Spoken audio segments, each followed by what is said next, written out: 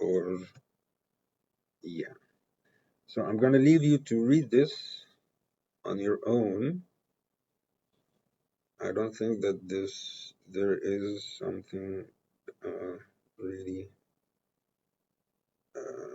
complicated about this. Okay, because I initially thought I'm going to take like an hour to explain it. Whoa, again, I'm not going to talk about it. And yeah, okay, so we are here. Now we're going to talk about satisfaction, performance, evaluation, satisfaction, transformation, logic, rule, policy. Big name.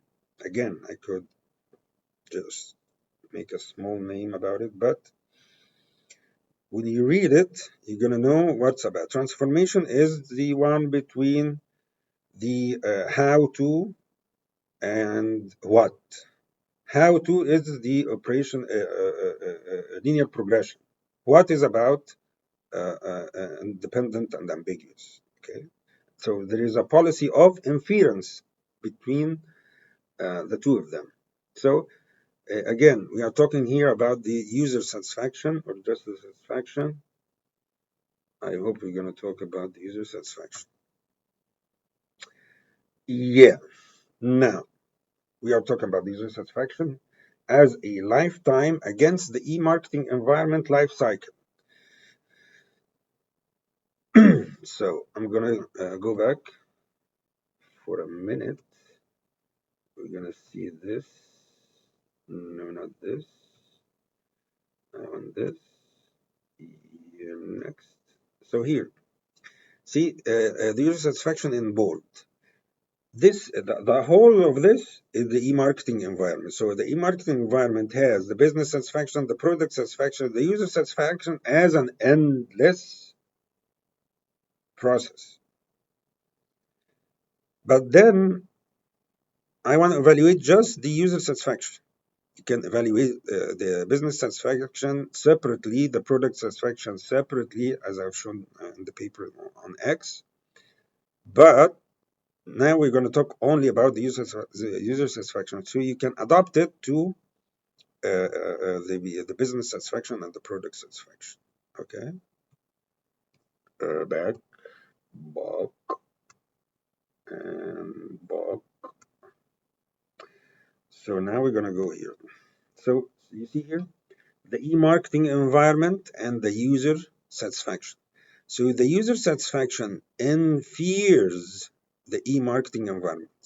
So the business satisfaction can infer the e-marketing environment, and the product satisfaction can be inferred on the e-marketing environment. But see, again, here's the business, the product, and the user. Okay, so if the business took the product to him, can he push it away? Yes, by using this transformation logic rule policy. Okay, so I can infer the user satisfaction, can infer the e-marketing environment by plus or minus.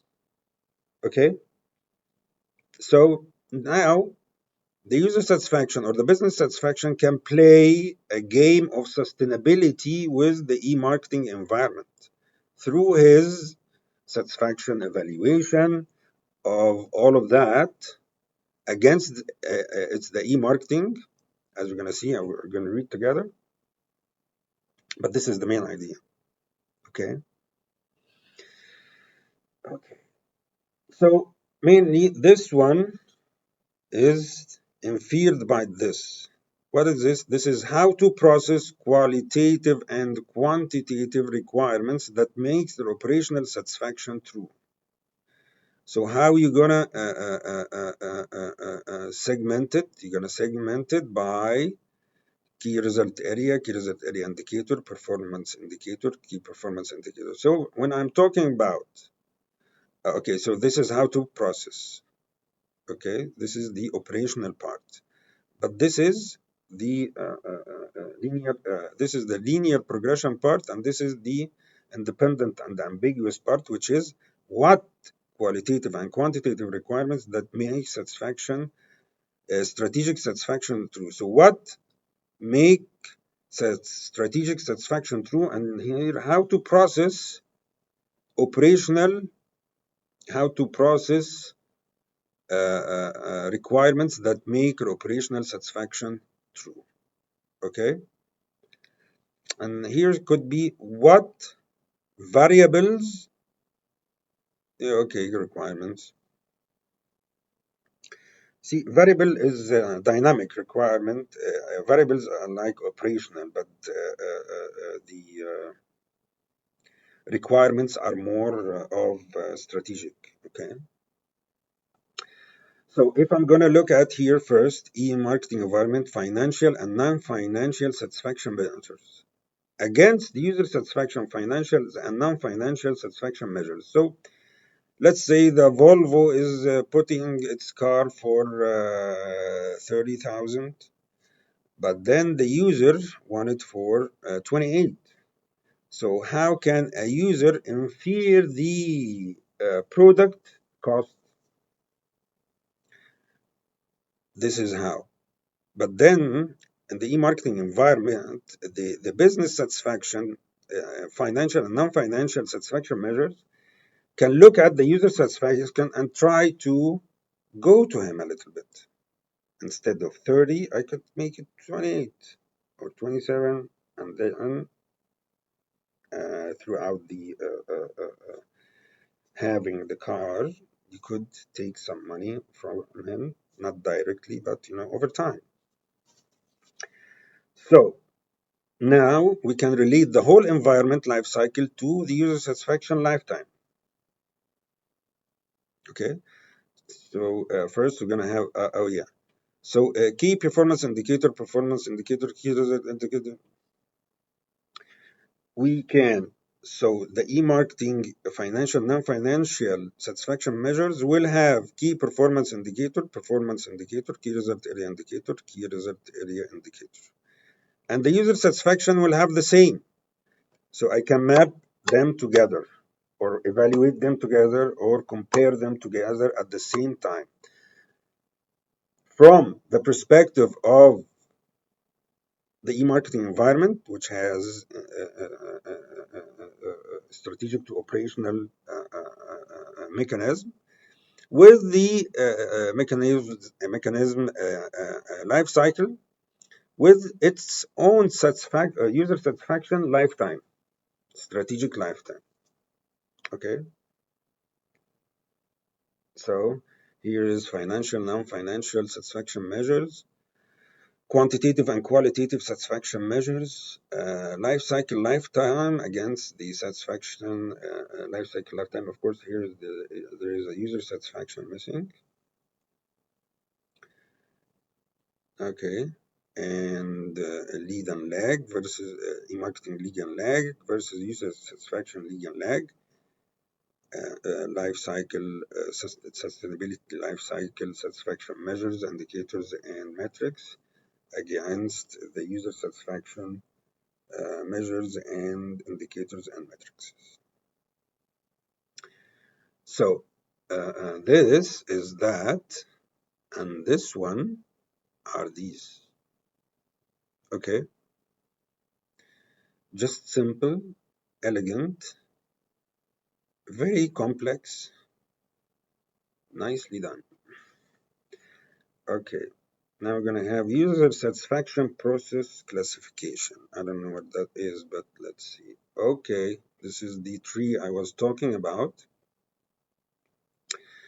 So step one, this is step one or this is step one? Oh, step one is the categories, okay? So these two, I had to, because this is the satisfaction, but these are the categories of the satisfaction. So this is basically not a function, more of an additional, because it's numeric, it's going, but if it's semantic mode, it's going to be a union. Okay, so step one, how can the methodology construct dominant performance measurement for each class? These are the questions of the PhD. I think there was 9. How can a methodology construct dominant performance measurement for each class of the user satisfaction? Or you can put it for the business satisfaction or the product satisfaction or for the whole e-marketing environment. How can the methodology decide which critical performance measure to choose? How can the methodology select business process performance measurement that must be added to the original website or implementation signage? So somebody clever, we're going to say this is generic, how it's going to be. The business process here means the day-to-day operations, the linear progression of any life cycle of a business. But then the CEO treats it different than the sales, treats it different than the finance. They might have the same plan but different strategies. So a conflict will occur. Okay. But here I can evaluate the critical performance between them and then get the optimal solution or optimal plan/strategy to get the best performance evaluation satisfaction or for the agent, which is the CEO or the sales or the marketing, versus the product satisfaction itself or the user satisfaction. Okay, to solve the identification problem, we need to define 3 main profiles as shown. They are defined the user satisfaction process classification framework, cascading steps. So the user requirements profile, the user requirements profile, which is the categories, equals user categories and satisfaction categories. Satisfaction requirement profile, SRP level, user level, satisfaction level. Framework requirements profile, framework, user, framework, satisfaction framework. So when I say 1, and I tell you that is good or not, this is 1 user category. But when I say 1 is 90%, then you say, okay. So any numeric number will have a quantitative value, but will never have a qualitative semantics. So this is the syntax and this is the semantics of the category. Basically, we are just changing the whole definition between the additional index as it is as the additional index is like category level framework. But the qualitative index is the satisfaction